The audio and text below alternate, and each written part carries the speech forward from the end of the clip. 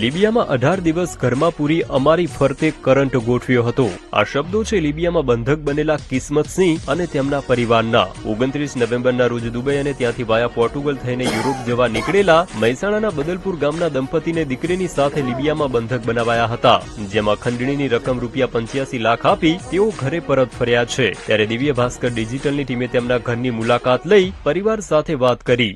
18 દિવસ બાદ આ પરિવાર જે છે પોતાના વતન પરત ફર્યો છે, પરંતુ અપહરણકર્તાઓને પરિવારે હાલમાં 85 લાખ રૂપિયા આપ્યા છે। ત્યારે આ પરિવારના 3 સભ્યોને છોડવામાં આવ્યા છે। ત્યારે હાલમાં પરિવાર બદલપુર ગામે પરત ફરતા અહીંયા ગામમાં રહેતા પરિવારોએ હાશકારો અનુભવ્યો છે।